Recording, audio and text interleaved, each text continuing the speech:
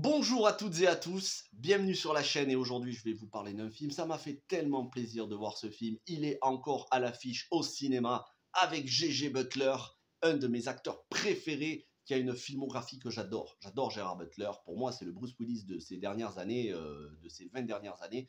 Il a une filmographie qui est à la hauteur du Bruce Willis des années 90, même jusqu'à la mi-2000. Gerard Butler pour Mayday. Mayday qui est réalisé par Jean-François Richet. On va revenir sur le casting, mais on va commencer par le synopsis. On y suit Brody Torrance, un pilote d'avion de ligne, qui en début d'année doit passer les fêtes de début d'année avec sa fille qui est en Californie. Ça fait longtemps qu'il ne l'a pas vue. Et il doit faire encore un vol pour aller jusqu'à Hong Kong avant de rejoindre sa fille. Il va être rejoint par un nouveau copilote et des nouvelles hôtesses de l'air, ainsi qu'un équipage réduit, pas beaucoup de personnes, et ils vont prendre le vol. Sauf qu'ils vont attraper un coup de foudre qui va foudroyer l'appareil et tous les équipements électriques, ça va les faire griller. Et donc forcément, ils vont pour se cracher, mais comme c'est un pilote aguerri et très talentueux, il va faire en sorte que l'avion ne se crache pas, il va faire en sorte d'atterrir in extremis sur une petite île, sur une piste en terre battue. Malheureusement pour cette île qui se trouve pas très loin des Philippines, c'est une île totalement aux mains des séparatistes, des rebelles, des gangs et des kidnappeurs en tout genre. Et même l'armée philippine n'y va pas parce que c'est vraiment le chaos total sur cette île. C'est une île extrêmement dangereuse où il y a des kidnappings à chaque fois. Et donc, Gerard Butler, qui est un ancien de la Royal Air Force, va devoir très très rapidement trouver une solution pour se tirer en rapide de cette île. Mais il va être aidé par un ancien légionnaire qui avait commis un meurtre avant de rentrer dans la Légion, qui était rentré dans la Légion, mais qui ensuite s'était échappé et qui a été rattrapé par un policier. Donc un ancien légionnaire qui a commis des meurtres, qui s'avère être un passager joué par Mike Colter, qui va venir en aide, qui va faire équipe avec Gerard Butler, avec le commandant Brody Torrance, à la fois pour trouver des moyens de communication, puisqu'ils sont privés de tout moyen de communication, pour trouver des moyens de communication avec la compagnie aérienne à qui appartient le vol, pour leur demander de leur envoyer de l'aide, et en même temps, ils vont devoir lutter contre tous ces rebelles armés jusqu'aux dents qu'il y a sur l'île. C'est fun, c'est bourrin, c'est jubilatoire et c'était franchement jouissif. Ça fait tellement plaisir de voir de l'action. C'est une série B ultra solide qui fait penser aux films des années 80, 90, 2000. Ça fait penser à Die Hard, 58 minutes pour vivre. Ça fait penser à tous ces films où on avait Chuck Norris, à tous ces films avec Stallone, Schwarzenegger, avec Bruce Willis. C'est vraiment un gros kiff. Il n'y a aucun temps mort, vraiment. On sent que au montage, le montage, ils ont supprimé toutes les scènes qui pouvaient être inutiles pour ne laisser que les scènes d'action. Et lorsqu'il y a du scénario, lorsqu'il y a des dialogues, même là, c'est bien joué, c'est bien amené. Et on va suivre à la fois ce qui se passe sur cette île et en même temps ce qui se passe au siège de la compagnie avec un personnage avec un acteur que j'apprécie beaucoup, Tony Goldwyn, qu'on avait pu voir à l'époque aux côtés de Tom Cruise dans Le Dernier Samouraï. Tony Goldwyn, donc, qui va faire un expert en sauvetage, qui va mandater des mercenaires pour venir sur cette île en aide à l'équipage, en aide à Gerard Butler et à tous ses passagers.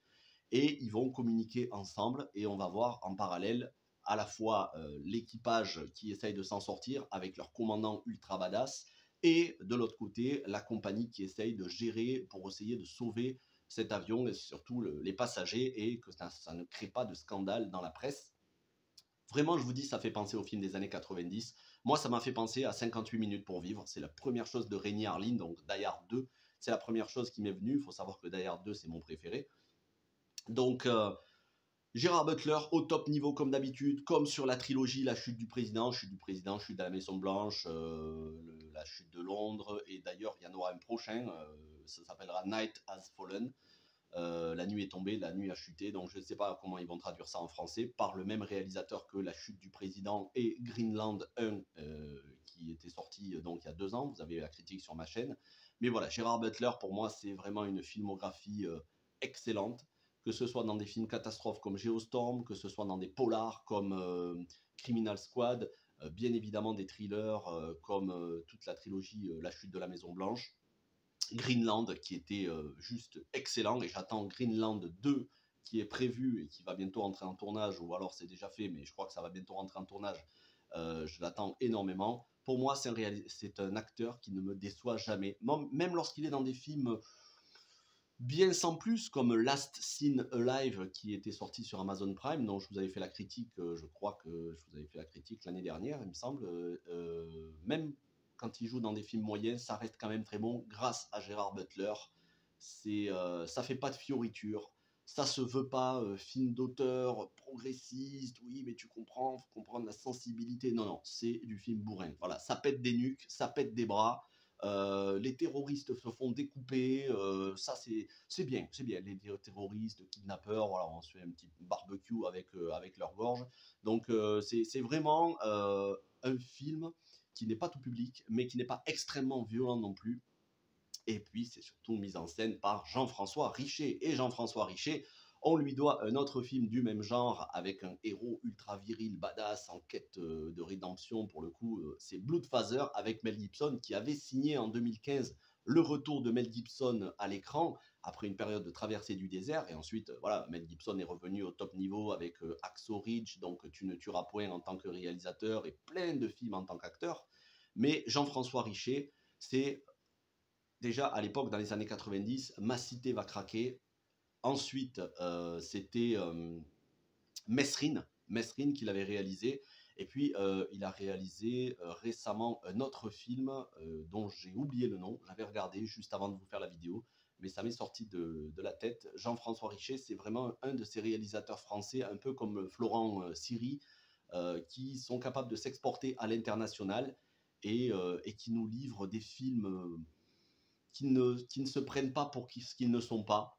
Des films premier degré, ultra efficaces, très bien réalisés, avec un casting international, avec un casting solide. Donc ici Gérard Butler et Mike Colter, donc Luke Cage à ses côtés, Tony Goldwyn et Daniela Pineda, la nouvelle venue Daniela Pineda qu'on a pu voir dans Jurassic World 2 et 3 et dans Tales of the Walking Dead, je vous en parlais il y a encore quelques jours. Très très mignonne comme actrice, vraiment, hein, très jolie. Et dans le film, elle est très jolie aussi. Elle fait une hôtesse de l'air, pareil, courageuse. Ici, on a des persos courageux. C'est l'héroïsme à l'américaine. Voilà, c'est l'héroïsme à l'américaine. Le commandant de bord qui va pas hésiter un seul instant à sacrifier sa vie si nécessaire pour sauver ses passagers. Je suis pas sûr qu'en réalité les commandants de bord fassent ça, mais bon.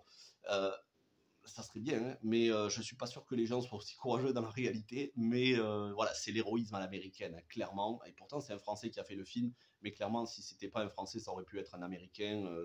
Ça fait vraiment film solide.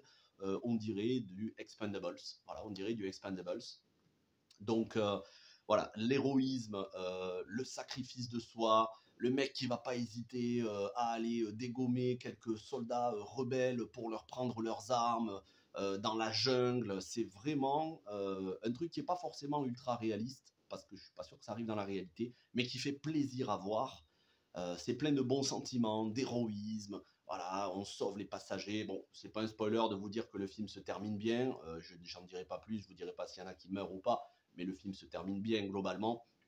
Donc c'est un film qui fait plaisir à voir, et c'est un film que j'aimerais qu'on ait plus souvent ce genre de film, et un petit peu moins de films progressistes avec des personnes qui essayent de déconstruire les clichés. Ça fait du bien, c'est ça que je voulais vous dire, ça fait du bien d'avoir des clichés un peu, on va dire, entre guillemets conservateurs, même si je vois pas ce qu'il y a trop de conservateurs là-dedans. Ben oui, c'est le mâle blanc hétérosexuel viril, ultra badass, qui est capable de décimer une armée à lui tout seul. Ça fait plaisir de voir ce genre de film, et ce genre de film, ben, malheureusement, c'est des films en voie d'extinction, malheureusement. Malheureusement, parce qu'aujourd'hui, c'est mal vu de faire des films comme ça, c'est régressif, ça peut paraître même un peu sexiste des fois. Il y a des gens, ils vous trouvent des arguments, vous savez même pas d'où est-ce qu'ils sortent ça. Mais Gérard Butler, c'est un des derniers représentants de ce genre de cinéma, le genre de cinéma des années 80-90 qui était représenté par les acteurs dont je vous parlais, hein, Bruce Willis en tête. Et aujourd'hui, il faut chérir des acteurs comme ça. Voilà, il faut les estimer, il faut aller voir leurs films et il faut en parler en bien parce que c'est tellement facile de descendre un film. Mais dites-vous bien que à force de descendre des films parce que soi-disant ça reste sur des clichés et des stéréotypes, ben, on finirait par ne plus avoir de films comme ça et ce serait tellement triste d'avoir des films avec, pour le coup, des clichés mais progressistes. Ben là, on a sur 1h48 de film de l'action sans temps mort, avec un scénario simple, mais des personnages badass qui font tellement plaisir à voir. Et j'espère qu'on aura d'autres films comme ça. On a aussi Jaume Collet-Serra, le catalan espagnol, Jaume Collet-Serra, qui a réalisé notamment Instinct Survie, bon, récemment Black Adam, mais qui avait réalisé le très très bon Non-Stop avec Liam Neeson. Et justement, ça fait aussi penser, ce film fait aussi penser à Non-Stop. Donc des réalisateurs comme Jaume Collet-Serra, Jean-François Richet, Sylvester Stallone quand il continuait de faire des films, même si là je crois qu'il va s'arrêter de faire des films. Des acteurs comme Liam Neeson, Gerard Butler, en son temps Bruce Willis, qui on a une petite pensée pour lui, il a arrêté sa carrière pour maladie, mais il nous a quand même livré des décennies de rêves. Voilà, ce genre de films, il faut les tenir en haute estime. C'est pas des films d'auteur ultra profonds, mais c'est des films terriblement divertissants et efficaces.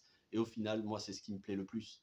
C'est pas les films d'auteur aujourd'hui qui me touchent le plus. C'est ce genre de film, enfin quand je dis qui me touche le plus, c'est pas les films d'auteur qui me passionnent le plus, c'est ce genre de film-là, des films considérés comme régressifs parce que le cliché du mâle blanc hétérosexuel viril, mais au final, c'est quand même ce que nous apporte de mieux Hollywood. Donc n'hésitez pas, foncez, regardez ce film et dites-moi si vous l'avez apprécié. Mayday, toujours à l'affiche avec Gérard Butler, de Jean-François Richet, 1h48 que vous ne verrez pas passer parce qu'il y a zéro longueur et c'est franchement une très grande réussite. Voilà ce que je pouvais vous dire sur Mayday. Merci d'avoir regardé cette vidéo. Si vous l'avez appréciée, n'hésitez pas à mettre un pouce bleu, à vous abonner à la chaîne, à me dire ce que vous avez pensé du film dans les commentaires. Et on se retrouve très vite pour beaucoup d'autres critiques, films, séries, live, beaucoup de contenu.